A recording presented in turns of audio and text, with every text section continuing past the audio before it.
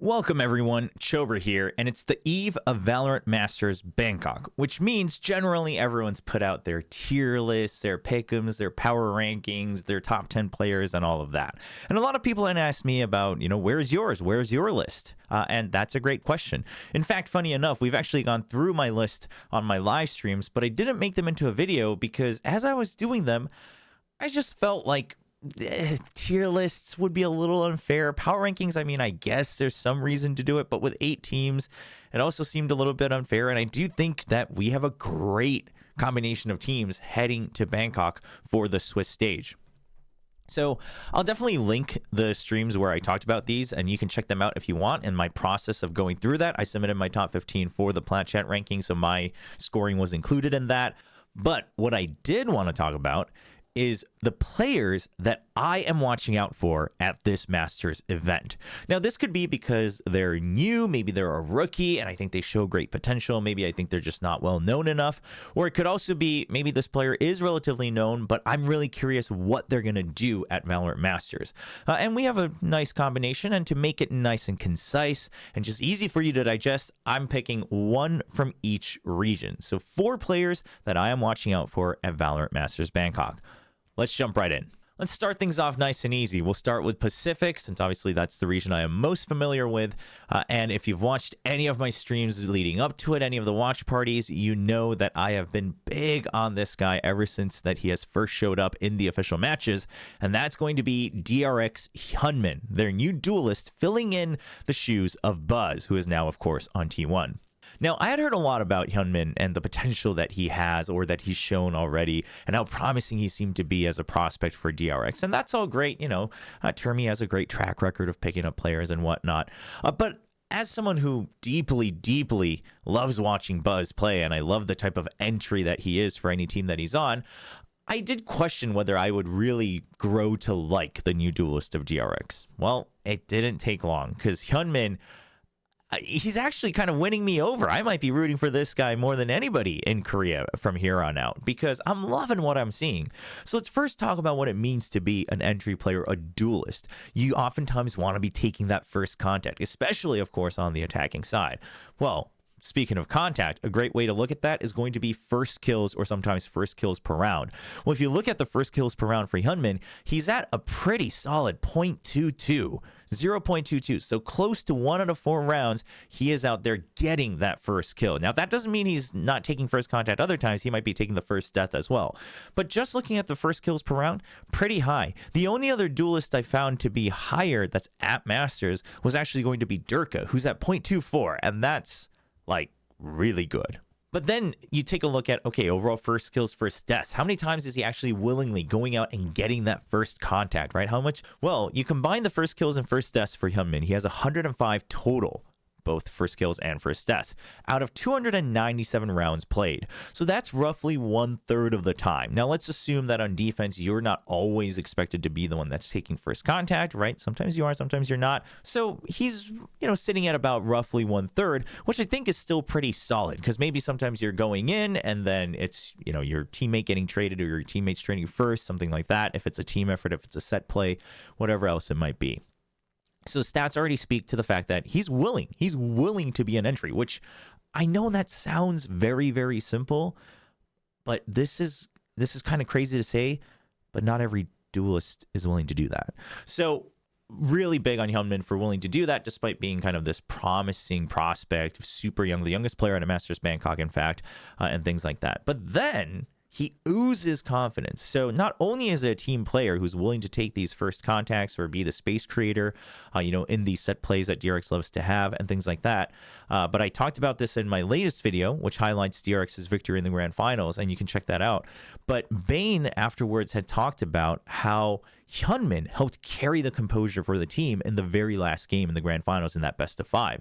And he could be found, in fact, I think it's on the voice comms video as well. Oh, maybe it was from one of the replays where he's like, I told you I would do it. I told you I'd win the round.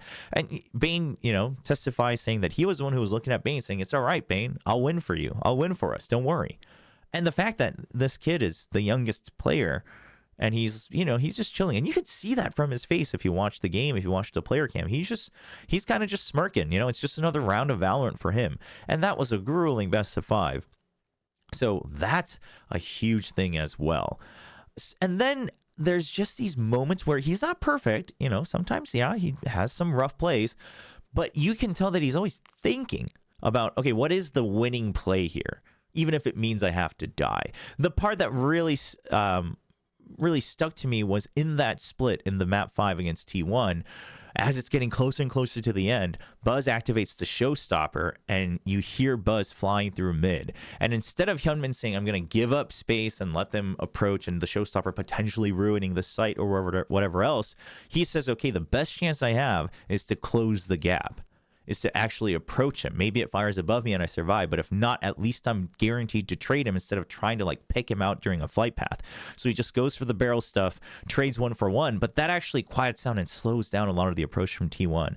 It's things like that. It's, the timings he takes on when he wants to peek out for, cutting off a flank, or, how he goes through and creates space, what space he's maintaining once he's entered. Again, it's not all perfect, but you can see from his plays, you can feel that he's thinking through this process, which I think is very promising, especially for a rookie duelist.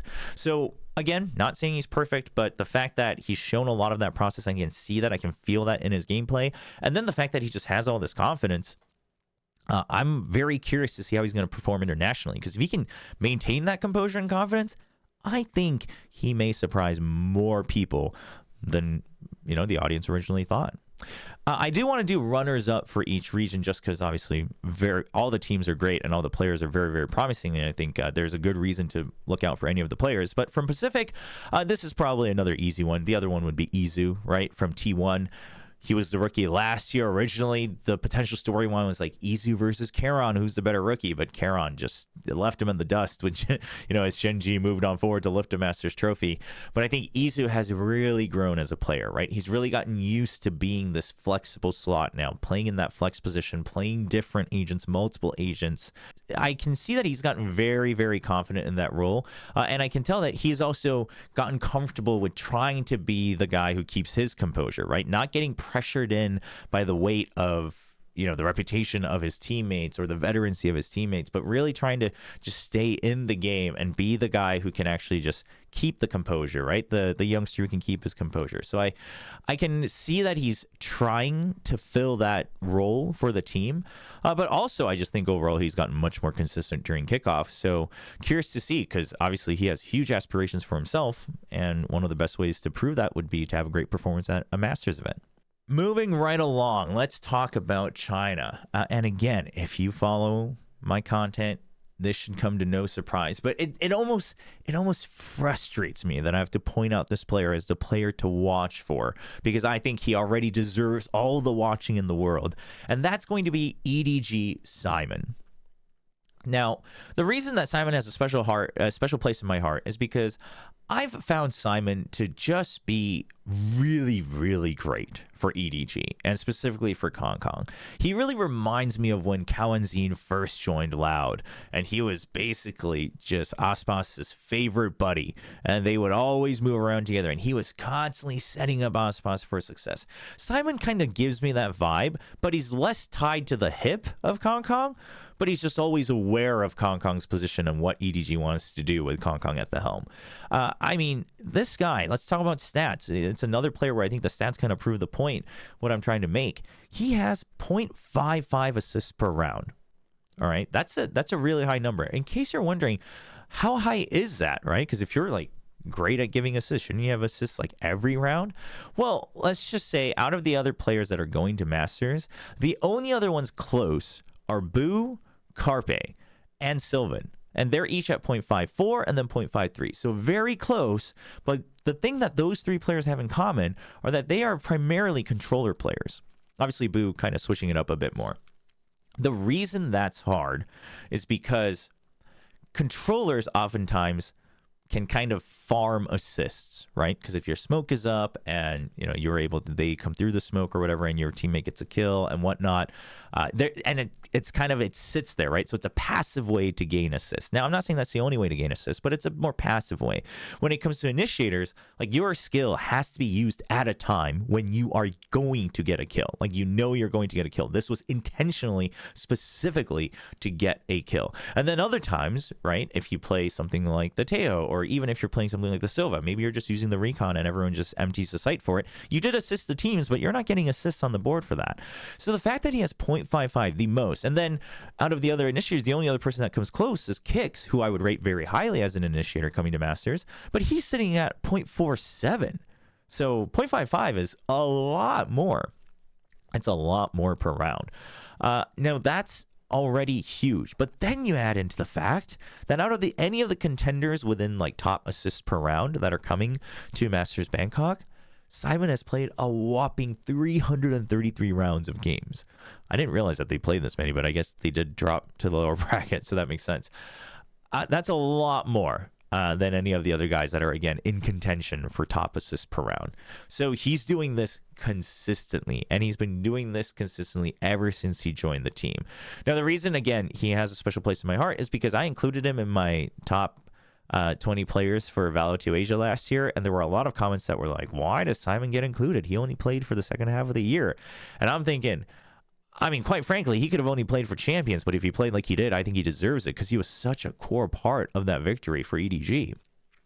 Because what he's doing is not only is he constantly nearby, but even when he's not, he's so aware, right? Like if he's playing the Breach, he's got really good long-range util to set up and support Kong Kong.